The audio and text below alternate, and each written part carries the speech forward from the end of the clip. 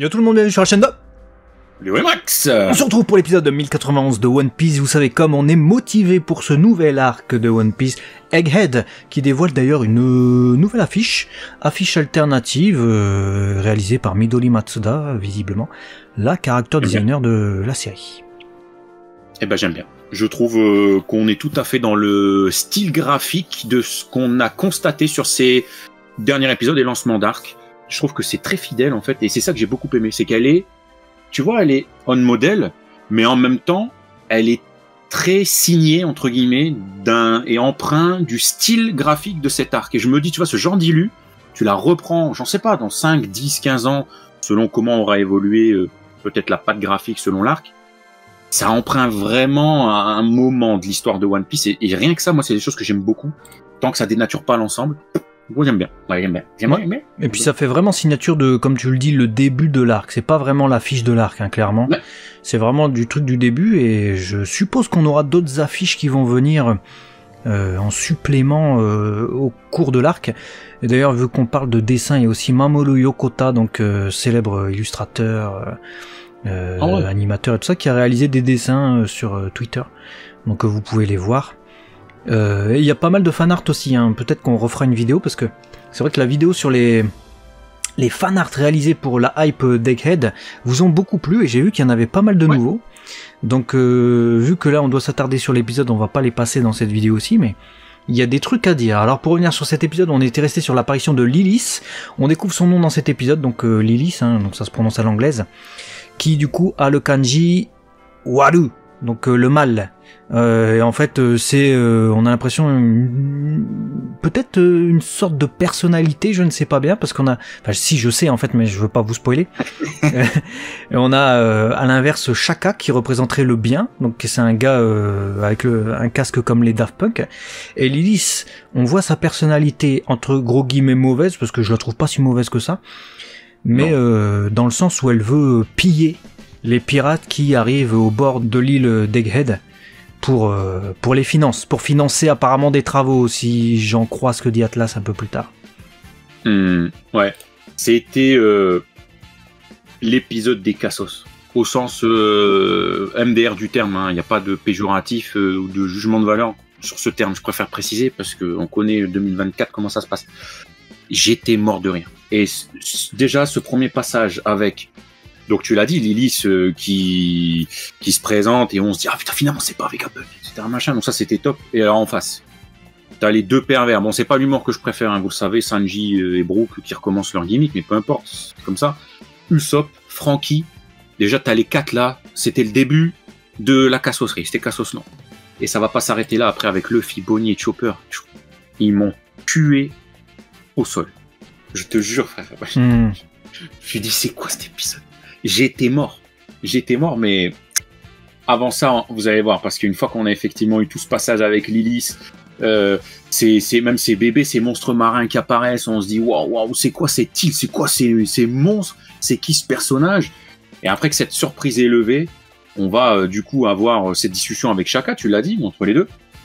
Donc nouveau mystère, on se dit alors ok, il y en a un autre, mais qu'est-ce que ça veut dire? Parce que j'imagine que quand t'es animé Onyx, tu te dis c'est quoi ce bordel? Ils sont deux, après Atlas ils sont trois, je comprends rien du tout. Et surtout Atlas, je crois c'est le numéro 5.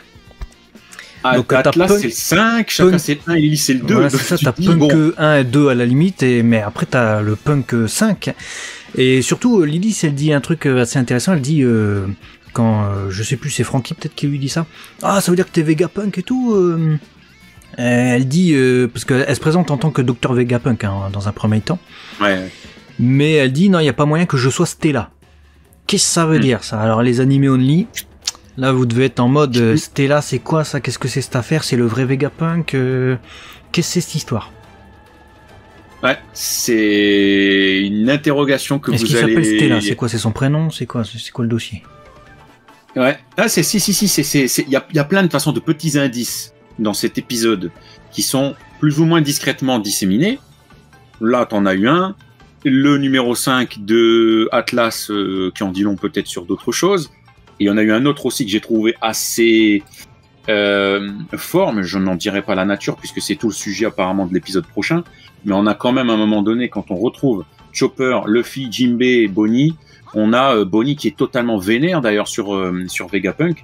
Elle-même qui, quand elle voit Lilith, faut dire n'importe quoi, genre c'est Vegapunk et tout. Et on apprend qu'elle est vénère. Ça veut dire qu'elle l'a déjà vu. Parce que l'épisode d'avant, rappelez-vous, on avait Vegapunk, ça c'est son île, blabla. Celle qui posait les trucs. Donc elle avait l'air d'en savoir quelque peu sur Vegapunk et elle lui en voulait. Là, c'est avéré qu'elle lui en veut dans cet épisode, et elle semble lui en vouloir pour une très bonne raison dont on va parler dans quelques instants, mais en plus de ça, quand elle voit Atlas, elle dit non, ça c'est pas Vegapunk. Donc ça veut dire qu'elle sait clairement, je pense, à quoi ressemble Vegapunk. Ouais, je pense qu'elle sait à quoi ressemble Vegapunk, et en tout cas, elle a des raisons qu'elle nomme enfin de lui en vouloir, puisque elle dit, elle a mon père, c'est un sujet d'expérience.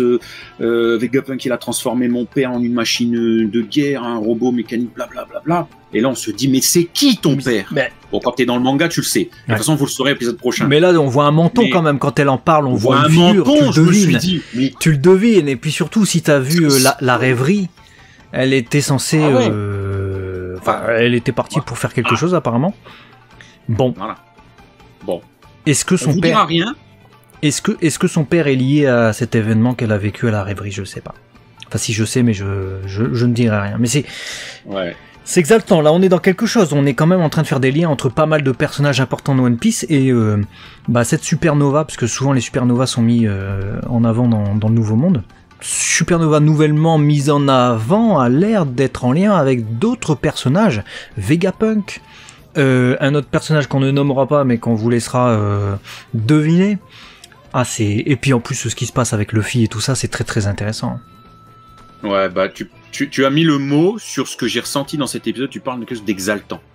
Et on est passé très rapidement à cette découverte de Luffy. Ça fait quand même bien 4-5 minutes d'épisode, mais Luffy qui découvre, tout comme nous, on découvre du coup Egghead, que ce soit la musique. Donc là, on a vraiment une thématique qui, jusqu'à l'eye catch, rebondit sur une autre musique dans la tonalité plus ou moins, mais un petit peu...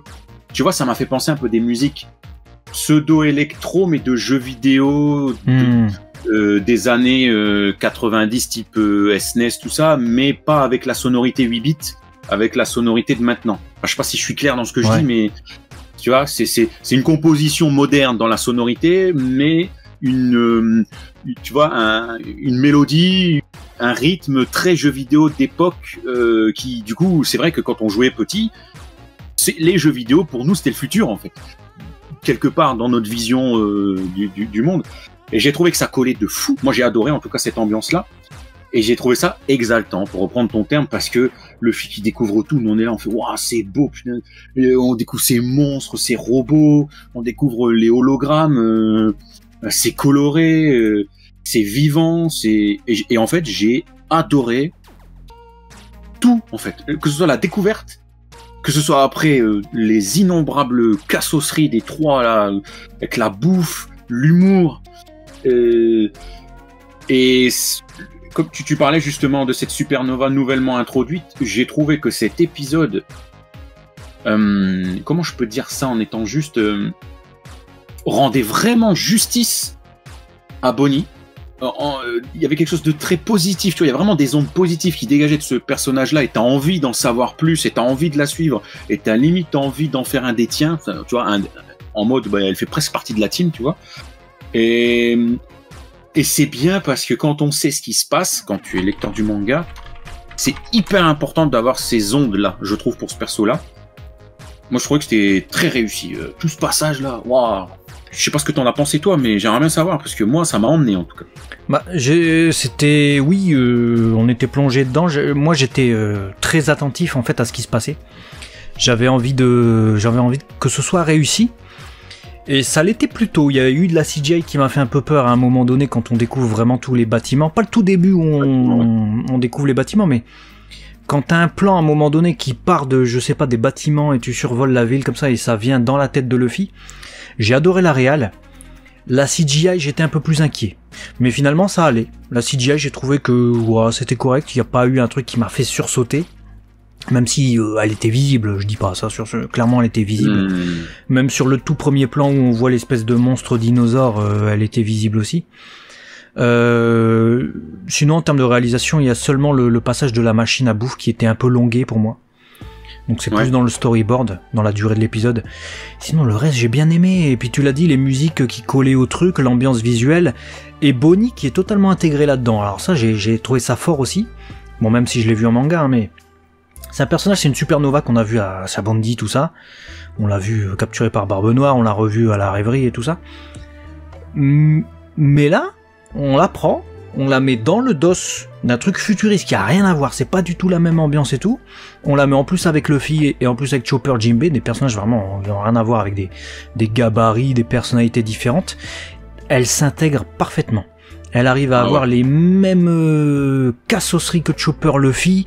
Tu vois que toutes les scènes où tu l'as vu bouffer jusqu'avant, en fait, ça mène à quelque chose, puisque ça a l'air d'être une gloutonne et elle a pas usurpé son épithète, on va dire, le nom qu'on lui donne, hein, Jewelry Bonnie la gloutonne. C'est une galouffe, comme on dit, elle est vraiment à fond sur la bouffe, c'est une crevarde. Et du coup, les gags avec Luffy n'en sont que renforcés en fait. Et du coup, c'est même plus qu'un duo vu qu'elle est avec un groupe. Ça marche parfaitement. Et du coup, j'ai beaucoup aimé tous ces passages-là. Et vu qu'on parle de ce passage-là, il y a Atlas qui arrive. J'ai adoré. Je m'attendais pas. J'ai vu Atlas arriver, j'ai eu un peu peur. Je me suis dit bon, qu'est-ce que ça va être, comment ils vont faire ça. C'était superbement géré, et j'avais oublié des trucs en fait, j'avais oublié que c'était la violence Atlas, tu vois, alors que c'est une apparence mignonne, mi-Astro Boy, mi-peluche, mi-fille, tu vois, mais petite fille gigantesque, donc c'est déjà disproportionné par rapport aux Mugiwara qui sont là. Et à la fois violent, tu vois, qui fout des patates à des dragons, des trucs comme ça. J'avais oublié cet aspect. Et du coup, il y a un truc à souligner avec ce personnage, parce que elle dit si seulement j'avais les ressources et tout, je manque de flouze. Parce que là, on pourrait faire des îles, on pourrait modifier les climats, faire en sorte que tout le monde vive bien, démultiplier ces machines incroyables qui permettent de faire 500 plats à la minute. On pourrait, on imagine, hein, si on se met à la place d'Atlas, les donner, les faire construire en tout cas, ou les vendre, que sais-je, pour des pays qui en ont besoin, des diverses îles dans le monde de One Piece où ils crèvent de faim ou que sais-je. Donc on imagine qu'effectivement c'est le type d'invention qui révolutionnerait le monde, mais qu'à cause d'un souci de budget, on peut pas démultiplier, on peut pas reproduire l'exemplaire qui a été fait sur cette île. Ouais, c'est très juste ce que tu dis, parce que ça met en avant justement qu'il se passe cette distorsion entre une partie des Mugiwara qui est dehors, dans le froid, sous la neige, gelée, et eux, ils commencent à suer des gouttes à l'intérieur, et tu te dis, mais c'est quoi ce climat en fait? C'est enneigé ou il fait chaud? Et donc, tu commences à mettre le doigt un petit peu sur les avancées technologiques de cette île, en plus de ce que tu constates de tes yeux, tu vois. Donc ça promet, c'est plein de promesses en fait de que peut nous apporter cet arc en fait. Qu'est-ce qu'on peut découvrir de fou en étant dans les entrailles du monde, entre guillemets, de, non pas de One Piece, mais de Vegapunk. Et je trouve ça vraiment kiffant. Atlas, pareil, tu l'as dit, je me suis remémoré certaines choses, c'était un petit bonbon. Et alors, ouais, vraiment en mention spéciale au rôle de Bonnie, qui, tu vois, il y en a beaucoup qui s'amusaient à... On n'en est pas là, attention, hein, mais il y en a beaucoup qui s'amusaient à dire, ouais, Yamato, tu vois, futur Mugi, ouais, tel machin, futur Mugi. Il y en a qui adorent, tu vois, se projeter sur ce thème-là. Bah, si tu veux mon avis, ce genre de façon d'intégrer un personnage avec autant de complicité avec un capitaine, avec Chopper dans la cassosserie, dans énormément de points communs, là, tu vois, je pourrais y voir une potentielle Mugiwara, tu vois, dans le comportement, dans le quotidien, dans le... On pourrait se dire, bah, elle fait partie de l'équipage ou c'est quoi le délire de ouf, vois, et d'ailleurs, en parlant d'équipage, ça fait trop du bien de revoir Chopper, Jinbe en avant, avec Luffy, tu vois, avoir séparé comme ça, il le fait souvent, séparer l'équipage Oda, mais là c'était intelligent. Et de l'autre côté, bah quand même, encore une fois pour Sanji, le pauvre, je trouve que c'est pas le mettre à son avantage, parce que les deux sérieux, c'est Zoro et Robin, donc qui sont vraiment considérés comme des gros dangers par Shaka. Et de l'autre côté, Sanji, Usopp et Franky, c'est juste les balochards en fait, de leur point de vue, tu vois. Donc bon, tu dis pour Sanji, le pauvre, tu pensais qu'il était un peu redevenu, il avait repris de sa superbe avec son power-up entre guillemets, et son exosquelette qui avait évolué à Wano. Bon là, c'est pas ouf. Et il y a juste un sujet avant de terminer de mon côté que j'aimerais évoquer, c'est un abonné qui nous a fait remarquer, et il avait raison, c'est vrai, je m'étais posé la question dans le dernier épisode, mais j'avais comparé qu'a posteriori, mais effectivement Bonnie elle a changé de voix. Je sais pas pourquoi du tout, s'il y a quelqu'un qui a l'information. Mais de l'épisode 392 jusqu'à l'épisode 736, c'était Reiko Kiyuchi qui la faisait. Et là depuis Egghead, c'est Reiko Takagi. Et je trouve que Reiko Takagi gère parfaitement bien, parce que les différentes émotions qu'elle a à jouer, et les différentes formes aussi, parce que Bonnie a changé de forme, vous l'avez vu entre sa première apparition et là maintenant. Impeccable. Les émotions, sa voix en fonction de ce qu'elle dit, non, c'est impeccable. Non, c'est top, hein. On est vraiment sur un bel épisode, de belles surprises, de belles nouveautés. On attend, hein. Là on est dans la découverte, hein. Donc on est dans le constat et après on peut se dire ok, voilà notre avis. Et vous aussi d'ailleurs, dites-nous dans les commentaires quel est votre avis général sur tous les aspects. Ben finalement, pour le moment, frère, je ne suis pas déçu de cet arc qu'on attend au tournant, hein, parce que vous savez, on vous le dit, on vous le répète, si vous êtes abonné et que vous suivez nos vidéos One Pieciennes, vous savez à quel point on attend cet arc. Et comme on aime cet arc en manga du moins, donc on a envie de kiffer tout autant l'animé. Et pour le moment, je suis très content de ce que je vois et pourvu que ça dure. Vraiment. Pourvu que ça dure, les musiques sont bien choisies, les voix sont bien choisies, l'animation est cool dans cet épisode, sans en avoir des animations de folie. Et puis c'est le rythme est plutôt correct, à part un petit, comme je l'ai dit, un petit passage qui m'a très personnellement paru un tout petit peu long, mais pas gênant. Donc on a hâte de voir l'avancée de cette histoire. Est-ce que nous réserve Vegapunk, Bonnie?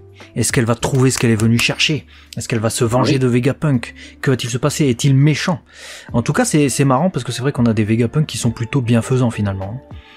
Donc, bon. Ouais, là jusque maintenant, effectivement, quelque chose d'énigmatique avec chacun un petit peu qui dit ouais, il m'intrigue c'est Mugi, voilà, vas-y ramène-les-moi, machin. Bon, il y a que là où tu dis que si t'arrives, tu veux pourquoi tu les veux, mais à part ça, c'est vrai que pour le moment, il y a un côté on se la joue méchant, mais arrête. Ouais, c'est un peu ça. Ouais, arrête, c'est bon. Ou alors double personnalité, je sais pas. Dites-nous ce que vous avez pensé de l'épisode du coup, que vous soyez manga reader comme nous ou animé only, que vous n'ayez vu du coup que ces épisodes. À très vite en tout cas sur la chaîne 2. Léo et Max, des bisous. À la prochaine. Ciao.